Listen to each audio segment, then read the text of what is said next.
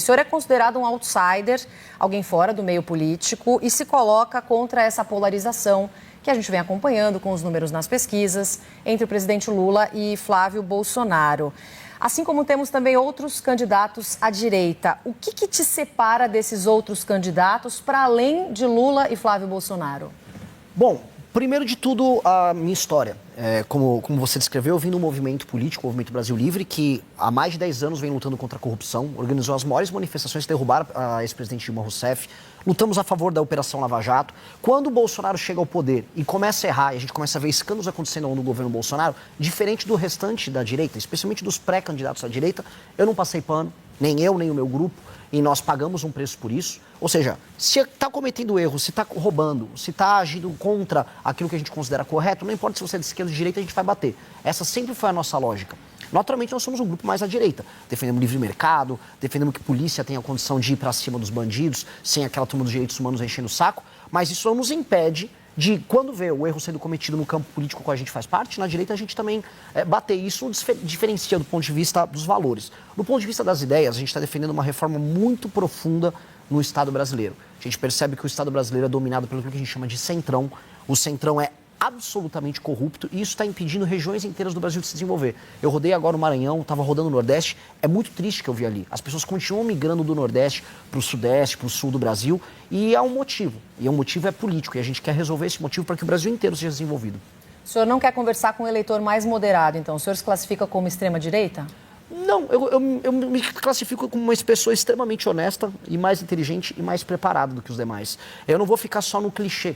Porque as pessoas ficam só repetindo palavrinhas, jogando palavras ao vento. Ah, não, olha só, eu sou conservador, isso, sou o cara de esquerda. Não, eu gosto do povo. Gosta de qual povo? O que é o gostar do povo do Lula? Quando você vai para o Maranhão, onde o Lula é muito bem votado, onde supostamente ele liga para aquelas pessoas, eu vi gente andando em cima de esgoto, dividindo comida com urubu. Eu não vi ninguém gostando de povo no Maranhão. Ao mesmo tempo, eu vejo os problemas no Sul-Sudeste, que a direita supostamente bolsonarista cuida. Ah, não, a gente resolve a questão da segurança. Resolve. Os casos bizarros envolvendo morte de mulher, morte de criança, assalto, roubo de celular continuam altíssimos. Então os problemas não são resolvidos. A gente fica participando de discussões idiotas, né? Ah, eu sou verde e amarelo, eu sou vermelho, mas na prática o ladrão continua assaltando e você continua pobre. Então eu quero resolver esse problema, eu quero ir pra cima. E não vou perder tempo com rótulos. Por não perder tempo com rótulos, eu acho que eu sou mais efetivo em focar nos problemas. Qual é o estilo do eleitor que o senhor quer focar durante a campanha? Olha, eu não recuso voto, então eu não estou, vamos dizer, buscando o eleitor A, B ou C.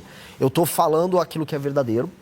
Eu tenho comentado que eu vou fazer uma eleição de sincericídios. Ou seja, quando eu vou para o Maranhão, eu não vou fazer o que todo mundo faz quando chega lá. Ô, povo bom, olha, eu vou tocar aqui um forrozinho aqui. Nossa, olha essa comida boa. Não, eu vou falar, olha, aqui no Maranhão tá uma desgraça a vida de vocês. Vocês vendem o voto, eu falo isso pro eleitor. Você vende o voto e eu vou prender você se você continuar vendendo o seu voto. Eu vou virar político. Se você comprar o voto da população, eu também vou te prender. A gente tem que ter leis sérias se a gente quer respeitar a democracia. Em tese, nos manuais políticos, o que eu estou fazendo é perder voto. Mas o que eu vi foi outra coisa. Eu falei a verdade pro eleitor, eu tratei o eleitor de uma maneira madura, tratei ele como adulto, e o eleitor respondeu de maneira positiva. Ele falou, não, Renan, você tem um ponto, você está certo. Tanto que nos lugares onde eu cometo esses sincericídios, ou seja, onde eu falo verdades que em tese não se fala para o eleitor, as pessoas estão reagindo bem. Então eu rodo o Maranhão, assim como eu vou rodar agora Santa Catarina, eu vou rodar todos os lugares do Brasil falando dos problemas locais, inclusive dos problemas do eleitor, porque o eleitor não é perfeito, né? A voz do povo não é a voz de Deus, no sentido de que o eleitor também erra, o eleitor também acredita em mentira, o eleitor cai em truque, e a gente precisa alertar o eleitor também para o próprio erro que ele comete. Mas o eleitor mais conservador, que pode ter o voto, né, no senhor, ele está preparado para algumas conversas, o senhor falou em sincericídios, né, algumas falas mais sinceras. O senhor recentemente, respondendo a um vazamento de mensagens da imprensa, falou sobre o uso, por exemplo, de cogumelos alucinógenos. O eleitor, por mais que tenha estudo, tenha comprovação científica já no nosso país, o eleitor mais conservador, ele está pronto para esse tipo de conversa? Eu não sei se ele está pronto, porque eu não vou fazer mentir para ele. Né? Se eu precisar mentir para ele, porque ele não está pronto para assuntar B ou C, quer dizer que eu sou um mentiroso, quer dizer que eu sou um farsante. Eu não estou afim desse papo. Como eu te disse, eu quero uma eleição em que as pessoas serão tratadas como pessoas, como adultos. Se eu for tratar como criança, eu vou inventar, não, na verdade, vazou uma conversa, mas era uma IA. Não. Olha só, assim, uma vez eu tomei uma microdosagem para me ajudar a trabalhar mais. Muita gente no mercado financeiro, muita gente no Vale do Silício, o Elon Musk já fez a mesma coisa, e eu acho que eu fiquei mais produtivo com isso. Inclusive, gostaria de ver isso no SUS, tanto a psilocibina quanto o canabidiol do SUS. Não acho problema nenhum em tratar de sistemas. Eu não vou colocar o eleitor como um idiota. Mesmo que alguns não estejam prontos, mas é da vida, né? Não se agrada a todo mundo. Candidato, vou colocar a nossa equipe aqui para fazer perguntas ao senhor também. Em Brasília, primeiro, o nosso Eduardo Geyer chega na conversa. Fala, Geyer. Oi, pré-candidato, bom dia, boa tarde já agora, obrigado pela entrevista. Queria ouvir um pouco o senhor a respeito de propostas. O senhor tem algumas propostas bastante ousadas, podemos dizer assim, como extinção de municípios, inclusive o senhor já chegou a falar sobre extinção do estado do Rio de Janeiro para formar ali uma cidade-estado. O senhor vai poder também me explicar um pouco melhor o que seria isso, mas muitas dessas propostas ou exigem mudanças na Constituição, o que por si só já precisa ter uma base no Congresso para aprovar. PEC é algo que demanda 3/5 de votos na Câmara e no Senado em 2 turnos. O senhor é um partido que ainda está começando, então teria de formar uma base, queria entender como seria isso. E a questão de extinção do estado do Rio de Janeiro, tem gente dizendo que nem na Constituição dá para fazer, porque seria ferir cláusula pétrea, que é o atual modelo federativo. Então o senhor teria a proposta talvez de uma nova constituinte? Como seria isso? Suas propostas, elas são factíveis de verdade no Brasil? Tudo bom, Geyer? Excelentes perguntas, né? Sobre os municípios e depois sobre o Rio de Janeiro. Sobre os municípios, o que eu proponho é a fusão de municípios. Isso é permanentemente plausível, não é cláusula pétrea da Constituição, você vai ter que alterar via PEC. Alterar via PEC, se eu precisar fazer uma reforma fiscal que todos os pré-candidatos a presidente vão precisar fazer, será via PEC. Se eu precisar endereçar boa parte das questões que envolvem alterações nas leis penais, leis de processo penal, algumas delas terão que ser via PEC também. A real é que, infelizmente, a nossa Constituição, como ela abarca tudo, ela faz o que você tenha que fazer PECs, como você mesmo citou, para tudo. E o próximo presidente da República terá que fazer isso. Eu, assim, o farei. E eu acho que nós precisamos fazer um governo muito reformista que altere a dinâmica. E por que eu quero fundir municípios de maneira clara? A maior parte dos municípios brasileiros não se sustenta e são muito mal administrados. Município pequeno, que é mal administrado, tem baixos indicadores, números de desenvolvimento humano, números de saúde, saneamento básico, educação, tem que se juntar com outros municípios e ter um prefeito só e 9 vereadoras. Eu vou demitir um monte de prefeito e um monte de vereadores do Brasil, que é basicamente um bando de parasita. Isso precisa ser feito. Sobre a questão do Rio de Janeiro, que também é importante, não é extinguir o Estado, é algo que é previsto na Constituição, que é criar um outro Estado, que seria o Estado da Guanabara, que já existia antes, que seria, vamos dizer, uma autonomia, uma cidade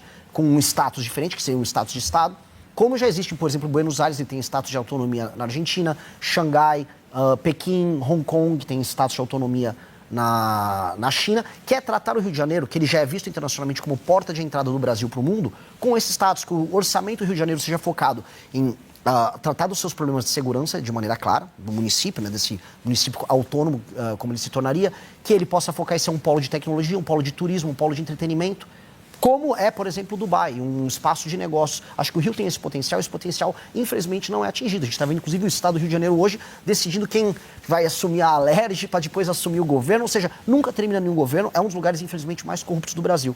E sobre a viabilidade disso? Se eu saí de um partido político que foi realmente montado agora, em novembro, aparecido com 1% nas pesquisas. Algumas pesquisas já me dão com 5%, 6%, outras até 7%, variando de instituto para instituto. Se eu chegar até o final das eleições com 50% mais um dos votos, significa que eu movi a sociedade brasileira ao redor dessas propostas. E se eu conseguir fazer isso, não só o meu partido vai ter uma base, mas os outros políticos eleitos por outros partidos também vão ser eleitos com uma plataforma similar. E aí é uma questão minha de ter a habilidade de saber montar uma composição majoritária na Câmara e no Senado. Pré-candidato, agora a Vitória Bel, nossa analista em Brasília, também tem perguntas para o senhor. Pré-candidato, como o senhor mesmo disse, vocês estão tentando também fazer o partido crescer, até para tentar não entrar na cláusula de barreira. O senhor acredita que com a candidatura do senhor será possível um crescimento de quanto do partido? Quantos deputados, por exemplo, vocês conseguiriam eleger já nessas eleições de outubro? Obrigado pela pergunta novamente. Eu não faço muito essa conta, a gente também não montou, porque se eu ficasse preso nessa conta, eu estaria fazendo o que todos os partidos fazem. O que é? Os partidos entregam seus diretórios estaduais para algum político do centrão que tem dinheiro ele fica com o diretório, ele fica com o diretório autônomo, faz os negócios que ele quer ali e, em troca, ele, né, nos dá um deputado federal para ajudar a passar a cláusula de barreira. A gente não vai fazer isso, a gente não vai negociar os nossos diretórios e o nosso plano é eleger pessoas dentro da nossa plataforma. A gente tem um livro, chama Livro Amarelo, que é um conjunto de propostas que nós temos para resolver os problemas do Brasil, que é daí onde surgiram as propostas que o Geyer perguntou antes. E com base nisso, nós temos que construir essas propostas nos seus estados e ser eleitoralmente efetivo. Saiu uma pesquisa Atlas que mostra que o nosso partido é o quarto partido, com apenas 5 meses de idade, mais bem avaliado do Brasil. A gente já tem 5% da aprovação do eleitorado. Se isso se confirmar nas urnas, sem muito esforço a gente passa a cláusula de barreira. Então, o meu foco inteiro é construir um partido que seja uma alternativa para o Brasil. Não só através da minha pré-candidatura, mas também da pré-candidatura dos nossos governadores, candidatos a deputado federal e no futuro das nossas outras lideranças. A gente tem que ter uma tese para o Brasil, uma proposta muito clara para o Brasil e ela tem que ser forte. Porque se ela não for forte, mas o partido for forte, eu sou só um partido do centrão. Essa UPA de letrinha que tem um monte de nome por aí, mas não serve para nada.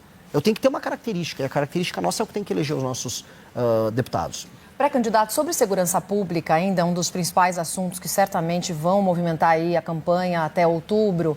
O senhor citou no começo da nossa entrevista uma polícia que não siga os direitos humanos. O senhor não considera isso um pouco perigoso? Qual que é a sua proposta exatamente para a segurança pública aqui do nosso país? Não, eu sou a favor de uma polícia que siga princípios de direitos humanos. O que eu não sou a favor são ONGs de direitos humanos que recebem dinheiro de fora do Brasil, especialmente de fundações estrangeiras, que interferem na política de segurança brasileira de modo a permitir que as leis brasileiras sejam pró-bandido.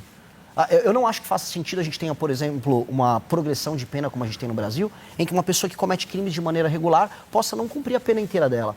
E aí, quando você vai discutir isso no debate público, vê uma ONG de direitos humanos e fala, não, mas isso está fazendo com que as cadeias fiquem superlotadas. Ora, que a gente construa mais cadeias, mas não que a gente solte um bandido que, sei lá, pegaram um caso agora de um homem que violenta sexualmente uma senhora de idade, antes tinha violentado sexualmente a própria mãe. Esse homem não tinha que ter o instituto da progressão de pena. Ele tinha que estar preso, do ponto de vista humano, para o resto da vida dele. Então, quando a gente discute sobre esses termos, são termos que não beneficiam a população brasileira e que, na prática, violam os direitos fundamentais do brasileiro. Por exemplo, o direito de ir e vir no Brasil. Uma mulher na rua tem direito de ir e vir? Ela tem a liberdade dela garantida? Ela tem medo de andar na rua. Então, ela tem um direito humano violado. Então, quando a gente não garante a segurança, quando o Estado não cumpre o seu papel, direitos humanos das vítimas são violados. Então, o meu ponto, assim, eu sou um grande defensor dos direitos humanos. E mesmo o preso, eu não quero mandar um preso para uma cadeia superlotada. Eu não quero mandar um preso para ser torturado na cadeia. Eu quero que ele fique numa cadeia, preso, cumprindo uma pena. Uma cadeia digna, dando uma comida simples, que ele faça um trabalho ali dentro e pronto. Não estou propondo nenhuma tortura. Por mais que alguns até mereçam, mas eu não estou propondo isso, não. Pré-candidato, muito obrigada por vir aqui até o SBT News, nossos estúdios no Radar. Muito obrigada pela entrevista. Bom trabalho, boa campanha para o senhor. Muito obrigado, eu que te agradeço. Valeu pela oportunidade e um abraço a todos que nos assistiram. Cansado de torcer para políticos que não têm uma página de projeto escrita? Se você busca profundidade, técnica e a coragem de quem estuda o Brasil de verdade, seu lugar é aqui. Inscreva-se no @14cortespolítica e acompanhe a construção da única alternativa real ao sistema.